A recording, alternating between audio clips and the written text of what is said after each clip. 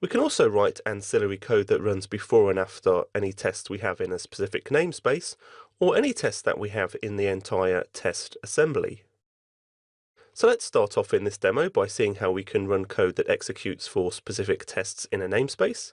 So I'm going to open this setup fixture for specific namespace class here, and I'm just going to uncomment this out. The first thing to notice here is that we don't actually have any tests in this class. This is a new class that we've created for the purpose of running code before and after any tests in a specific namespace. So I've just called this class setup fixture for specific namespace, and we need to decorate this class with the NUnit setup fixture attribute. So now the test runner will know to look inside this class for setup and teardown methods for a specific namespace. The namespace that this setup and teardown code will apply to is the containing namespace here, some namespace.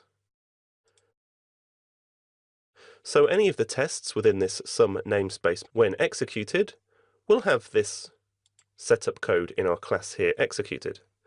So again, I've got a setup and teardown method here, and this time we're outputting the console write line before any tests in some namespace, and after all tests in some namespace. So now if we head over, and we'll choose our player character tests again, and remember these player character tests exist in some namespace.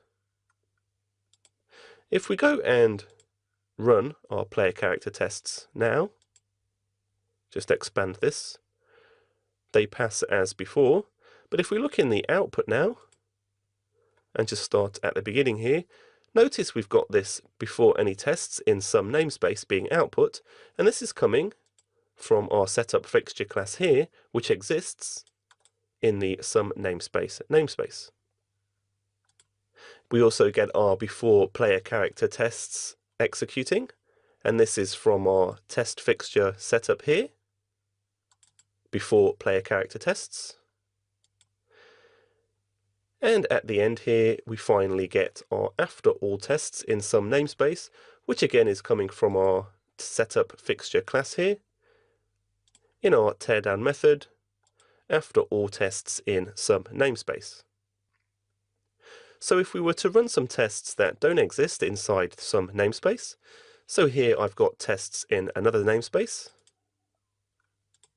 and here's just some demo tests A and B. If we run these tests,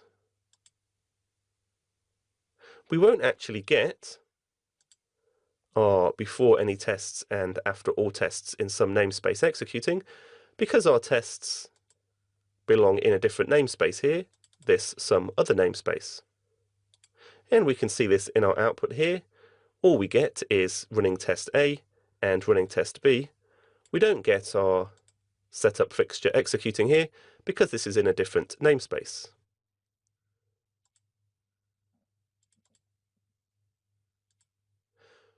We can also create a setup fixture class that runs before any tests in the entire assembly. So let's just uncomment this, and notice this comment here that we've got a class here that doesn't exist inside a namespace. There's no namespace declaration here as we had in our previous setup fixture class here. So because our setup fixture class here isn't contained inside a namespace, it will apply to the entire assembly, so any tests inside the entire assembly. And as before, we've got setup and teardown methods, and here we've got before any tests and after any tests in entire assembly. So let's build, and we'll go and run our tests in another namespace again, and have a look at our test output. And notice this time in our test output we get our code executing before any of the tests in the entire assembly, and also after any tests in the entire assembly. So this is coming from our setup fixture here, which isn't contained inside a specific namespace. If we go back and run our player character tests,